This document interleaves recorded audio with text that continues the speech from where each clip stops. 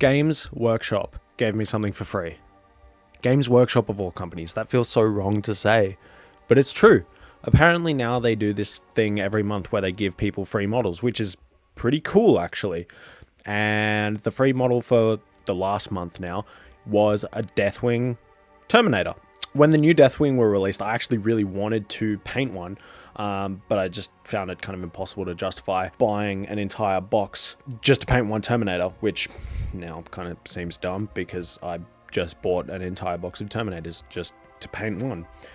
But anyway, I figured this was a cool opportunity to do a little experiment. I kind of wanted to do some bone armor on a Space Marine, but not in a traditional sense. I generally paint models very bright, very smooth. So I wanted to try painting this guy's armor with a lot of texture and completely without an airbrush. So what better chance to paint a model with a sponge?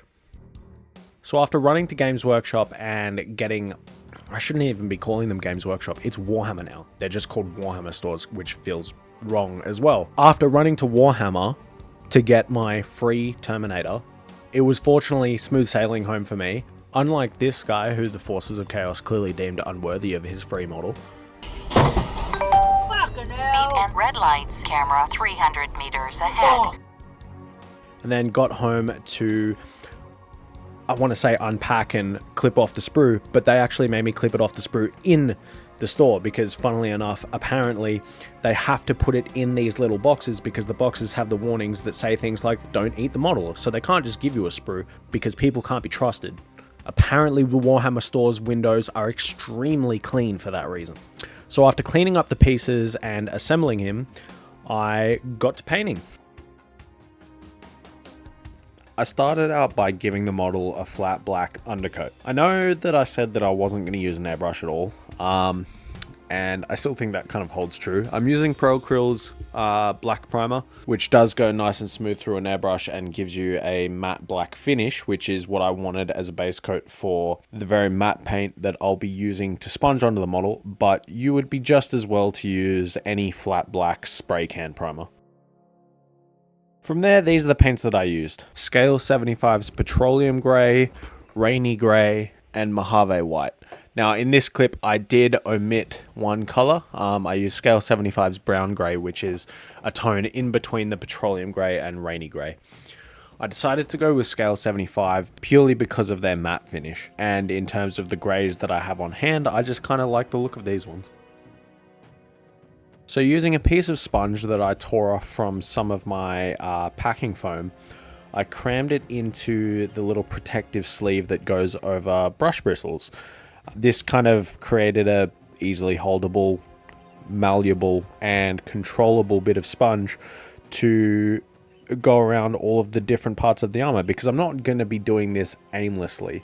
So starting with the darkest tone and gradually working up to lighter tones, I start by sponging the entire model, and then as I go higher and higher in brightness, I start isolating the sponge work towards certain areas of the volumes on the model, just kind of emulating the same way I would tackle airbrushing armor. So through this, I can create transitions in both color and brightness to emulate light and shadow on the model.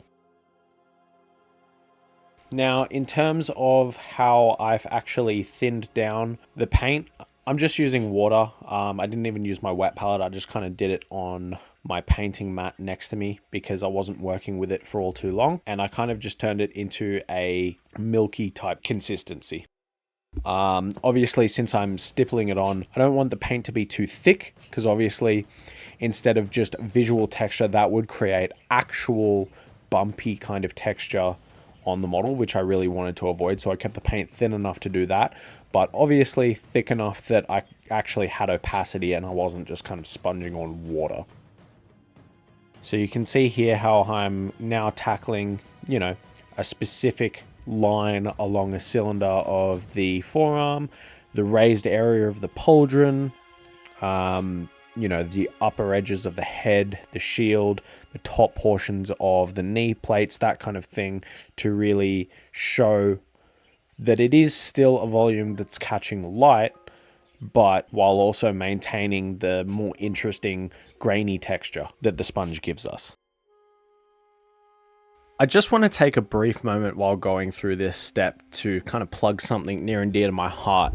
As you guys would be well aware, making these videos takes a lot of time and a lot of money actually. And one day I would really love to be able to do this full time, not kind of just on the side while working full time. My dream would be being able to put out videos like this more often and engage you guys in more content, do crazier things, and really give this my all. I never want to hide any of my content behind a paywall, and I never want to deprive you guys of any of my knowledge. If I have anything I want to share with you guys, I want to share it with all of you, whether you support me financially or not. But in saying that, I do want to give back to those that choose to support me in a massive way. So one example of this is most of the projects that I do on this channel, I'm going to be giving away to people that support me on Patreon. And this Deathwing Knight is no exception. Previously, I've given away the Tyranid half to my Leviathan box, as well as a Cerastus Knight, which you can see me packing up here. There's multiple different levels of support available on my Patreon, starting at just $2. And really, every single dollar and every single supporter counts. So I'm going to stop waffling on and leave it there.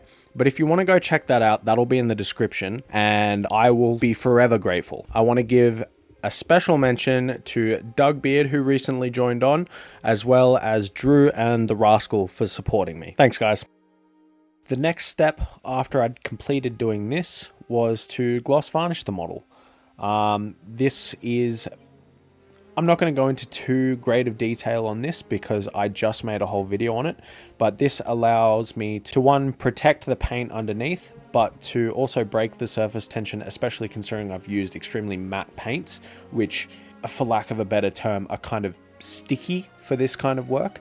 But I've mixed up an oil wash of just some black and umber, and I'm going around and just dropping that oil wash into all of the creases to create simple panel lining.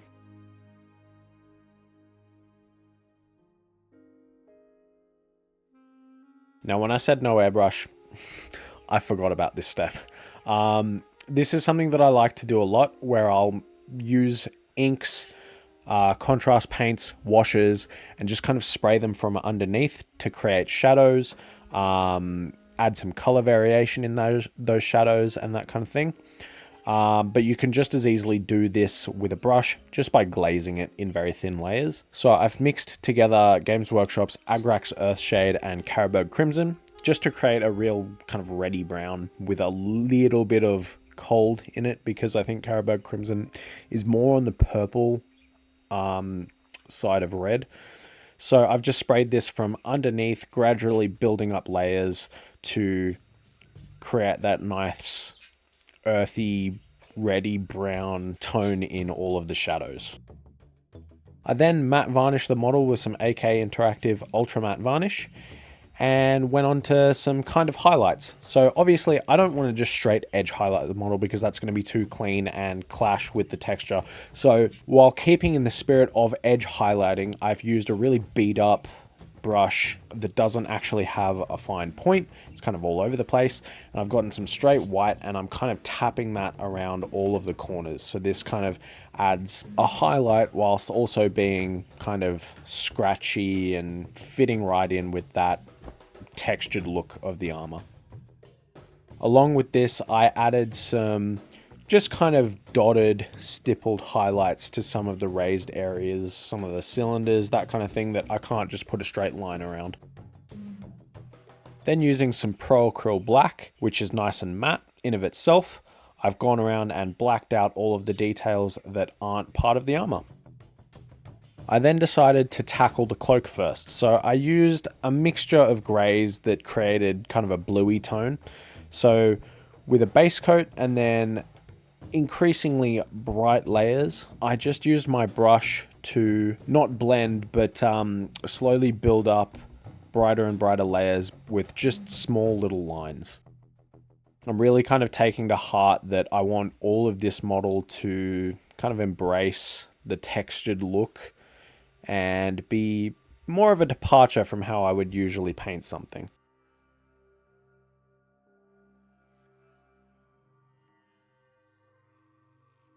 All of the gold trim was based with Scale 75's Decayed Metal, which is by far one of my favorite metallic paints. The color's awesome, the coverage is awesome. I think it's just going to be a staple in my painting forever. That was then hit with a mixture of Agrax Earthshade and Black Wash just to create a dark browny black shadow. And then very similarly to the kind of white highlights, I actually used the same brush with some Scale 75 Elven Gold and just kind of tapped on scratchy, brighter highlights. Just with those few details, I kind of stopped to take stock of how he looked. At this point, I was a little bit lost on where I wanted to go with the rest of the model, just in terms of what colors to use, how to paint the heraldry and all of that. But I mean, for the most part, even just for a tabletop kind of finish, you could almost stop here, just pick out some of the details, and you're ready to go. So far, this painting has taken next to no skill and really not that much time. I mean, I haven't done anything precise. I've used a sponge for the most part. The most annoying and difficult thing was just blacking everything out. But now moving into the details, I moved on to something just so as I had some more time to think that was going to be the same color regardless. So I painted some leather just using some Games Workshop Rhinox hide, then Mournfang brown, and then some Scrag brown, and then mixing some white into that just to create more of a khaki, and just adding scratchy, brighter highlights again. And then dove in and just added some color. So I decided on red. This tassel was painted with Games Workshop Corn Red and then Mephiston Red.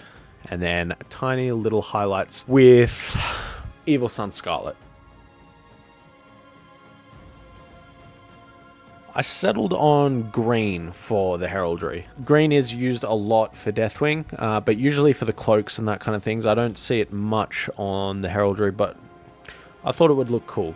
So I started out with some Games Workshop Caliban green and then slowly added in more and more Vallejo Game Color livery green, which is a more yellowy, very bright, almost kind of acidic green.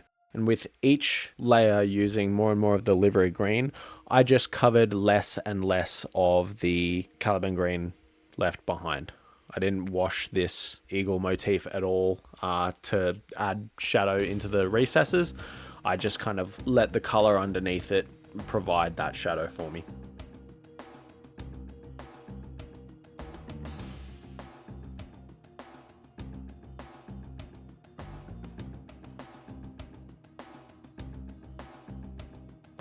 Using the same cold grays as before on the cloak, I just added gradually brighter layers again in the same kind of fashion to the ribbed undersuit as well as the vents.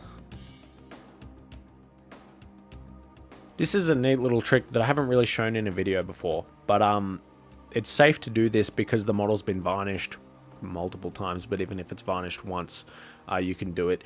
If the base layer of paint has had long enough to dry, it's also safe enough to do this with fresh paint that you've made a mistake on. But because the angle that I was painting those vents at, I actually kept tapping the very edge of the armor with the gray. So I've used some airbrush cleaner just on a brush, and I've just been able to essentially erase that. I then painted the Deathwing heraldry with the same grays. I was getting kind of lazy with this model, to be honest. So I stuck with the brighter of the grays and just slowly built up, just with kind of tapped highlights, the bone motif. The purity seals were a weird one for me. I obviously wanted them to look like cloth, be kind of warm, but I didn't want them to look the same or similar to the armor. So I used Vallejo model color green gray and then just added slowly more and more white in, again, scratchy highlights. I tackled the sword in a way I've never really done before, but I think it worked out well. I used a makeup brush to add a soft, dry brushed blend highlight kind of deal, just using a mid-tone blue-gray, and then just with an airbrush I used some white ink so as it came through smoothly and didn't splatter everywhere, and just added some quick highlights, taking advantage of the shape and angle of the sword, so spraying from a very specific direction to add that highlight. So it kind of does give a bright edge highlight to the sword, but still leaves most of that texture from the soft dry brush underneath. And considering it took all of about 2 minutes to paint this kind of, I guess you could call, non-metallic sword, I think it came out pretty good. I then just cleaned up the opposite edges with some Pro Acryl black, so painting it on and then just wet blending the black into the shadow. Then some of the last details, just tackling the eye, so using Corn Red, then Mephiston Red, then Troll Slayer Orange, and a dot of white. I just gradually pulled the highlights to the outer edges just for a simple eye lens effect.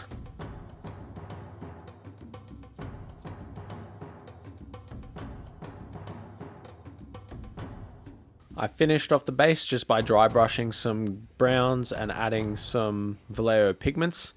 Painted the base rim black, and this is what I came out with. I think all up this guy took about 3 hours to paint, which for this kind of a level of paint job, I think is pretty good. It kind of means if you're really committing yourself, you could maybe get a whole unit of Terminators done like this in a week without an airbrush, for the most part, except for the sword, and honestly without much effort at all. I think this kind of a paint job goes to show that there's not one way to paint. For the most part, this guy was painted with a sponge, so I think that's pretty neat. People seem to be very segmented in the way they paint miniatures, which is unfortunate because there's so many different interesting ways you can put paint on any canvas, miniature or not. So hopefully this goes into inspiring some of you guys to just try things you haven't before. Maybe you'll hate it, maybe you won't, but at least you'll learn something along the way. If you guys liked this video, I would really appreciate you subscribing. As I mentioned before, this guy will actually be given away to one of my patrons. So if you'd like to check out my Patreon, I would really appreciate that because it does help me out in making these videos. If not, that's a-okay. Regardless, hopefully I'll see you guys in the next one.